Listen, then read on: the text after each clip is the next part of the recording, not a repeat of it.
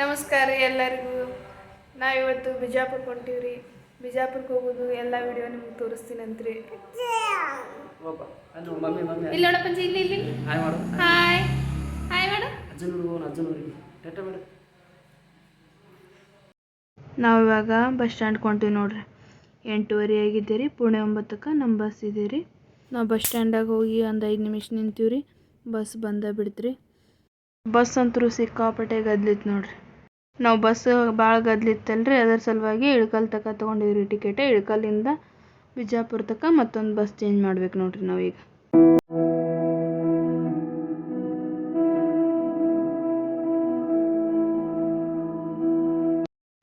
ನೋಡ್ರಿ ಇವಾಗ ಇಳಕಲ್ ಬಂದೇ ಬಿಡ್ತು. ನಾವು ಬಸ್ ಇಳಿದು ಒಂದು 5 ನಿಮಿಷ ಕುಂತೀವ್ರಿ. ಇಳಕಲ್ ಟು ವಿಜಯಪುರ ಬಸ್ ಬಂದೇ ಬಿಡ್ತು ನೋಡ್ರಿ. ನಾವು ಬೆಳಗ್ಗೆ ಬೇಗ ಬಂದಿದ್ದೀವಿ. ನಾಷ್ಟ ಏನು ತಂದಿತ್ತಿಲ್ರಿ. ಇಲ್ಲೇ ಇಳಕಲ್ ಒಳಗೆ ನಾಷ್ಟ ತೊಗೊಂಡಿವಿ ನೋಡ್ರಿ ಪಾರ್ಸಲ್. ಈಗ ಬಸ್ನ ನಾಷ್ಟ ಮಾಡಾಕತ್ತೀವಿ ನೋಡ್ರಿ. ನಾಷ್ಟ ಮಾಡೋಣ ಎಲ್ಲರೂ.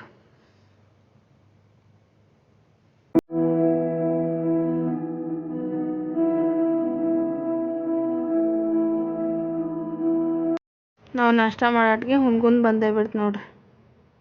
ಇದು ಹುನ್ಗುಂದ್ ಬಸ್ ಸ್ಟ್ಯಾಂಡ್ ನೋಡ್ರಿ.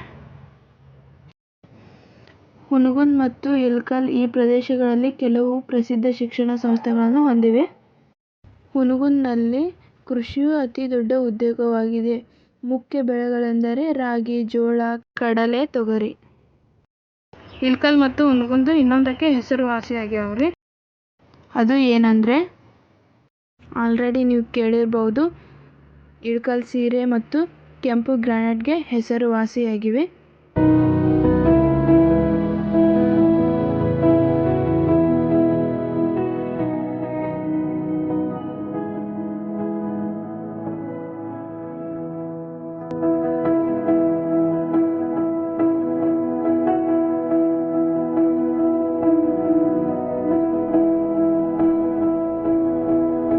ಈಗ ನೋಡ್ರಿ, ಇಲ್ಲಿ ಮಲಪ್ರಭಾ ನದಿ ಬಂತು. ಈ ಮಲಪ್ರಭಾ ನದಿಯ ಬಗ್ಗೆ ಹೇಳ್ಬೇಕಂದ್ರೆ, ಮಲಪ್ರಭಾ ನದಿಯ ಬೆಳಗಾವಿ ಜಿಲ್ಲೆಯ ಖಾನಾಪುರ ತಾಲೂಕಿನ ಕನಕುಂಬಿ ಗ್ರಾಮದಲ್ಲಿ ಪಶ್ಚಿಮಕ್ಕೆ 16 ಕಿಲೋಮೀಟರ್ ದೂರದಲ್ಲಿ, ಸಮುದ್ರ ಮಟ್ಟದಿಂದ 792 ಮೀಟರ್ ಎತ್ತರದಲ್ಲಿ ಸಹ್ಯಾದ್ರಿ ಪರ್ವತ ಶ್ರೇಣಿಯಲ್ಲಿ ಅಲ್ಲಿ ಉಗಮವಾಗುತ್ತದೆ ನೋಡ್ರಿ. ಇದು 304 ಕಿಲೋಮೀಟರ್ಗಳವರೆಗೆ ಕಟಗಿನಹಳ್ಳಿ ಗ್ರಾಮದ ಮುಖಾಂತರ ಮುಂದೆ ಸಾಗಿ ಇದು ಕೂಡಲ ಸಂಗಮದಲ್ಲಿ ಕೃಷ್ಣೆಯ ಮಡಿಲನ್ನು ಸೇರುತ್ತದೆ ನೋಡ್ರಿ.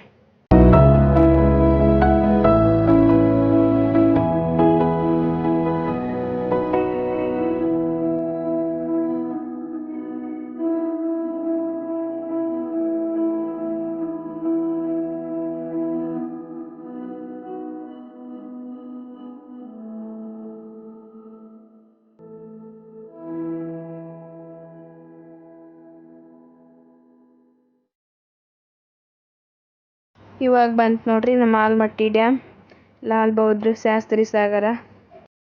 ನನಗೆ ಗೊತ್ತಿದ್ದ ಮಟ್ಟಿಗೆ ಸ್ವಲ್ಪ ಆಲಮಟ್ಟಿ ಡ್ಯಾಮ್ ಬಗ್ಗೆ ಹೇಳ್ಬೇಕಂದ್ರೆ, ಆಲಮಟ್ಟಿ ಅಣೆಕಟ್ಟು ಕೃಷ್ಣಾ ನದಿಗೆ ಅಡ್ಡಲಾಗಿ ಕಟ್ಟಿರುವ ಒಂದು ದೊಡ್ಡ ನೀರಾವರಿ ಮತ್ತು ವಿದ್ಯುತ್ ಯೋಜನೆಯಾಗಿದೆ. ಈ ಅಣೆಕಟ್ಟು ಜಲವಿದ್ಯುತ್ ಯೋಜನೆಯಲ್ಲಿ 290 ಮೆಗಾವ್ಯಾಟ್ ವಿದ್ಯುತ್ ಉತ್ಪತ್ತಿ ಆಗುತ್ತೆ ನೋಡ್ರಿ ಇಲ್ಲಿ. ಮತ್ತು ಅಣೆಕಟ್ಟಿನ ಬಲಭಾಗದಲ್ಲಿ ವಿದ್ಯುತ್ ಉತ್ಪಾದನಾ ಘಟಕವನ್ನು ಸ್ಥಾಪಿಸಲಾಗಿದೆ ನೋಡ್ರಿ. ಹಿಂಗೆ ನಾವು ಉಪಯೋಗ ಮಾಡಿರ್ತಕ್ಕಂಥ ನೀರು ಮುಂದೆ ನಾರಾಯಣಪುರ ಡ್ಯಾಮ್ಗೆ ಸೇರ್ತೈತೆ ನೋಡ್ರಿ ಇದು.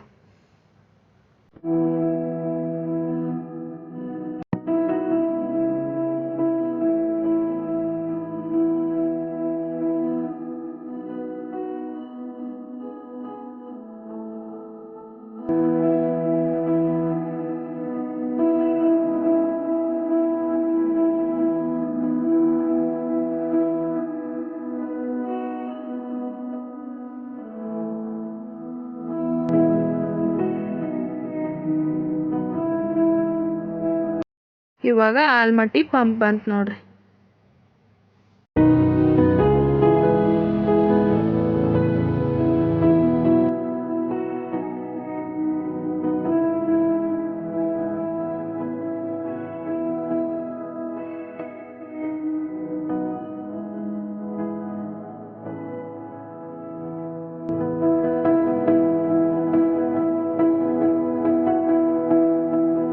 ಮತ್ತು ನೋಡ್ತಾ ನಿಡಗುಂದಿ ಬಸ್ ಸ್ಟ್ಯಾಂಡ್ ಬಂದ ಬಿಡ್ತು ನೋಡ್ರಿ.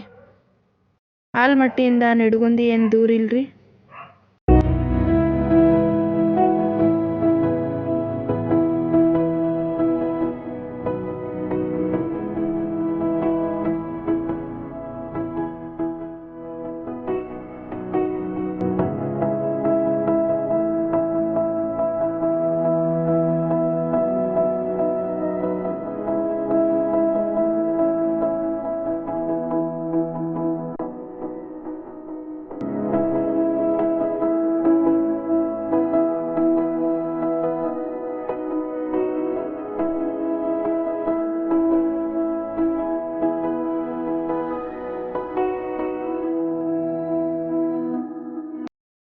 ಈಗ ನಮ್ಮ ಬಸ್ ವಿಜಯಪುರ್ಗೆ ಎಂಟ್ರಿ ಕೊಟ್ಟ ಬಿಡ್ತು ನೋಡ್ರಿ. ನಮ್ಮ ವಿಜಯಪುರ ಬಗ್ಗೆ ಸ್ವಲ್ಪ ಹೇಳ್ಬೇಕಂದ್ರೆ ನಿಮಗೆ ವಿಜಯಪುರದ ಪುರಾತನ ಹೆಸರು ಹೇಳ್ಬೇಕಂದ್ರೆ ಬಿಜ್ಜನಹಳ್ಳಿ ಅಂತಿತ್ತು ನೋಡ್ರಿ. ಈ ಜಿಲ್ಲೆಯು ಐತಿಹಾಸಿಕ ಸ್ಥಳಗಳಿಂದ ಕೂಡಿದೆ ರೀ. 10-11ನೇ ಶತಮಾನದಲ್ಲಿ ಇದು ಕಲ್ಯಾಣ ಚಾಲುಕ್ಯರಿಂದ ಸ್ಥಾಪಿತ ಆಗೈತೆ ನೋಡ್ರಿ. ನಮ್ಮ ಕರ್ನಾಟಕದಲ್ಲಿ ಪಂಚನದಿಗಳ ಜಿಲ್ಲೆ ಅಂದರೆ ಇದೆ ನೋಡ್ರಿ ಬಿಜಾಪುರ. ವಿಜಯಪುರನ್ನ ಗುಮ್ಮಟ ನಗರಿ ಎಂದು ಕೂಡ ಕರೀತಾರೆ ನೋಡ್ರಿ.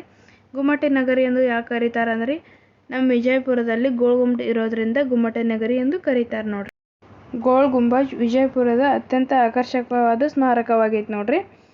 ಇದನ್ನು ಮೊಹಮ್ಮದ್ ಆದಿಲ್ ಶಾನು ಕಟ್ಟಿಸಿದಾನ್ರಿ.